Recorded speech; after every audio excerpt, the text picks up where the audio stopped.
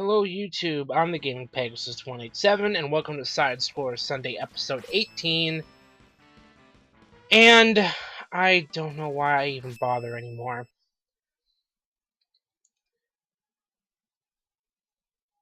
There's a lot to get to, so I might as well just get into it.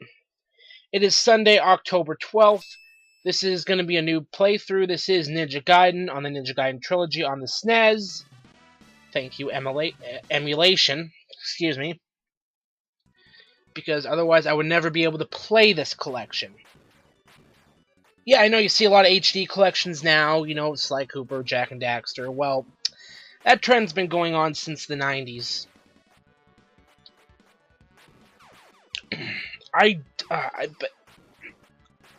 It's Sunday.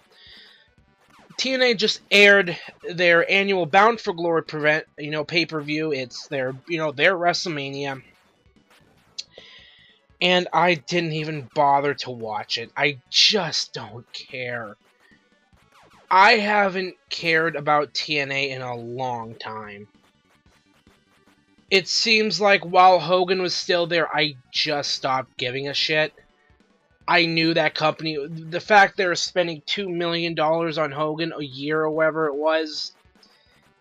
You know, they brought in Jenna Moroska, paid her $500,000, refused to give Gail Kim a small pay raise, so she fucked off to WWE for a few years, basically sat around collecting a paycheck and then went back. But I literally just don't even care. I don't care the matches. I think the only good one I would have cared about was the Samoa Joe match for the X Division title. A weird note, MVP wrestled Sakamoto. You know, he was when Tensai came. You know, Albert came back to the WWE. He was Tensai. He was this superstar that had gone to Japan for a number of years and then came back. And he was managed by the Sakamoto, whatever the hell his name was. It was so long ago. They eventually turned Tensai into a comedy character, dressing him up in lingerie. Ugh. I don't know what's more disturbing, Tensai in lingerie or Mae Young in a thong. Yes, I just went back and I've been watching the 2003 Bad Blood pay-per-view on the network. And the Redneck Triathlon, which is just hilarious. It's Eric Bischoff versus Stone Cold Steve Austin. So the first event was a burping contest. Austin wins. So it goes to the pie eating contest. Basically, when The Rock talks about pie, he's talking about poontang pie, okay? So Bischoff was all going like, "Come on, let me go first. I'll let you go first." Austin, all right, but yeah, I get to pick the flavor of pie. So he calls an audible, and instead of picking one of the the women that Eric Bischoff had picked, out comes Mae Young. And it's just fucking hilarious downhill from there. Hear King on the mic. Something like, "Oh, this is supposed to be a pie eating contest, not cheesecake!" And it just gets worse. Eric Bischoff makes out with her. Ugh, God. And he's green, already halfway green at the gills. He's leaning against the corner. He's like, "What are you doing?" Austin's like, "What are you doing? You kissed her. This is a pie-eating contest." So Mae Young kicks Bischoff in the balls and gives him a Bronco Buster after she takes her dress off, revealing she is wearing a thong. Oh my god. It was so disturbingly hilarious. But anyway, back to my original point about Tensei. They turned him into a comedy character. They turned him from this big 300-pound wrecking machine to a joke. So Hoda worked with WWE. And he was Tensai's manager. Whatever. They edited out a segment. Now this whole event happened yesterday. So spoilers were already out. I read the spoilers, like, okay, whatever. I didn't care. I didn't even care enough to watch it. Maybe I'll pick up the DVD when it's $5. I don't know. Or maybe one day we'll see it on the WWE Network when TNA finally goes out of business. But they edited out a segment where Team 3D, who were inducted in the TNA Hall of Fame, and this seems to be a fucking trend, where the guys they induct into the TNA Hall of Fame end up leaving the company. First, you had Sting. He left. Then, you had Angle. He's on his way out. And now you have 3D, who are presumably going to either work with like New Japan or Jeff Jarrett's Global Force Wrestling. Whatever. Personally, I'd like them to go back to WWE, but I don't think WWE is interested in them, which is unfortunate, because they could use them to maybe build up some tag teams. But then again, whatever. WWE stopped giving a shit. I'll get into that later. I'm already 6 minutes into this video. Ugh. So basically, edited out this whole segment where they were just kind of doing a promo for themselves because, you know, their contracts are expired. So, yeah. You know, when I first heard that they were doing this TNA Hall of Fame, I was like, okay, maybe they'll probably do the guys that, you know, made TNA. Guys like AJ Styles, Christopher Daniels, James Storm. No, they inducted Sting. They inducted Kurt Angle. And they've inducted Team 3D. Now, yes, these guys have been around since, you know, 05, 06. But guys like AJ had been there since day one. Because when I think of a TNA guy, I thought of someone like an AJ Styles or a James Storm. Not Sting or Angle, okay? If that was the least of the problems, I really wouldn't give a shit. I just kind of bring up they'd be more of a footnote, but Dixie Carter's a fucking retard, okay? She had tweeted a couple of things, and they've since been deleted. The first one was the storm is coming, and it was like a Doppler radar map, because there's a big, like, hurricane or whatever it was that's getting ready to hit Japan. And it said the storm is coming, and it had a picture of James Storm on the big red spot in the fucking thing or whatever. Oh yeah, that's real classy, Dixie. Real fucking classy. Maybe I could chalk that up to you just being an idiot and just not thinking, and I wouldn't give a shit. But around the same time, you tweeted that, hey, maybe we'll find the next Eddie Guerrero at Bound for Glory.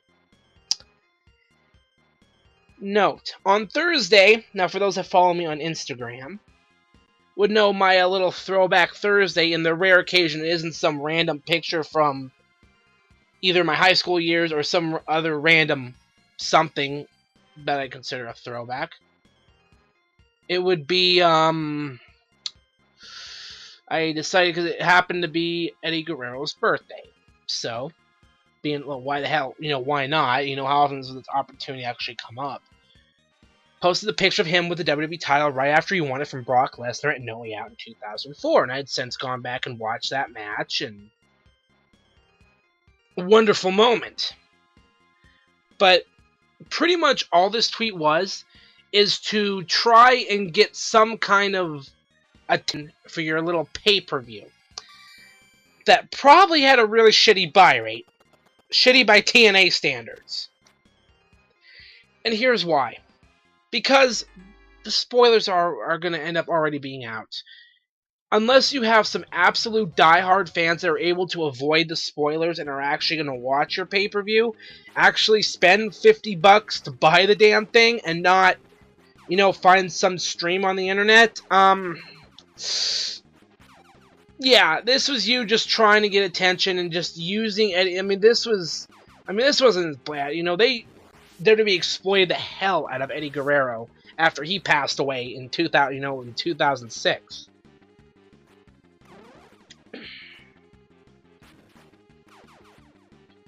Ugh. And you see why I haven't given a shit about TNA in years. Speaking of not giving a shit, Monday Night Raw.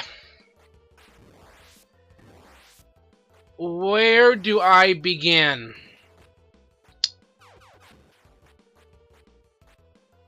I'll try and save the good shit for last. We might as well start with the segment that got booed out of the building. Involving two very unfunny, unlikable, annoying, retarded talk show hosts coming out with Adam Rose and the Rosebuds as if they were trying to purposely sabotage Adam Rose. He's a good wrestler, but almost like you need some kind of he's rocking this gimmick. I'll give him that. He's taking it and running with it, but it's like they're trying to sabotage him. Because it's like they knew that this segment wasn't going to work because they had his music playing through the whole fucking thing. So, WWE has been partnered with Susan G. Komen for years. I think this is like the third year they've done it. So they would have all the imagery around the arena on the ramp, and they would have the pink rope, and this stuff like that. And first of all, this whole foundation, I guess only 20% of their donations actually go to the actual research. Everything else just goes to line their own pockets. Now, I don't know exactly how much these, people that work with this program full time are getting paid. But if you're a charitable organization, shouldn't you be non-profit and therefore, paying the people that work with you for their time, but then throwing the rest to the research? That's just me. I could be alone in this. I'm probably not. So, Kathie Lee Gifford and Hoda, I don't care what the fuck her last name is, this segment was god-awful. I'm watching this. Now, there was a reason I actually cared to actually download the full show. Someone had uploaded it. There was a reason, and I'm going to get into that. So I figured, just watch the whole show. You had a good match involving the Dust Brothers and, who was it? There was a good 6-man tag match to open the show involving the Usos and the Dust Brothers. Really good. But this segment was so bad. I mean, this was awful. And I mean awful. When you have... I'm watching this and I'm like, this is some of the worst shit I've ever seen. And I have watched some bad WCW pay-per-views. The bad, god-awful booking of with Vince Russo. And he's going to come up again later in the video when I talk about SmackDown. I have watched some of the... We have already had to sit through weeks of this god-awful Bella Twins shit.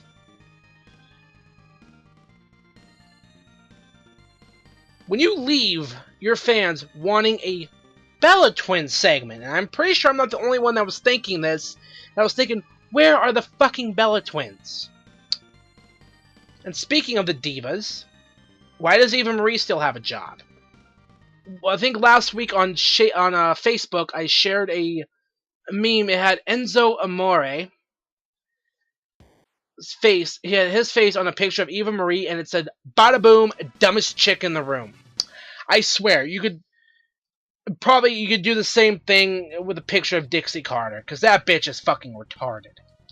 But I know I don't want to even talk about this, but I'm gonna do it because I need a fucking vent. So, you not only left probably left a lot of fans, I'm one of them, wanting a Bella Twins segment. You somehow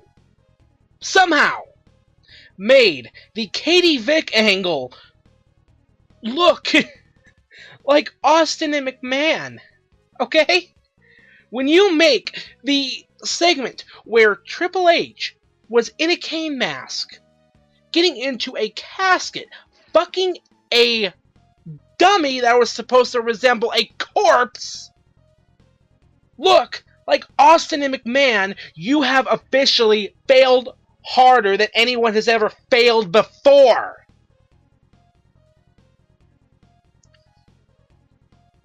Oh my god. Yeah. They get into the ring, they're in Brooklyn, they're getting booed out of the building. God, these are some smart fans. These are some good fans. And one of them turns, and I don't care which is which, I don't give a shit. It's like, what'd we do? Well, you showed up on a wrestling show that you had nothing to do with, and in fact, Kathie Lee is a fucking idiot. Because when it was Regis and Kathie Lee for I don't know how many fucking years, Regis was a wrestling fan. And he had guys like Rick Rude, he had the Bushwhackers on, they had The Undertaker and Paul Bearer. Now, these guys were all in character. Kathie Lee called them smelly, disgusting. She wrote a book and just bashed these guys, not realizing they were in character. You see, back in the 80s and 90s, for years, well before the 80s, they took kayfabe very seriously.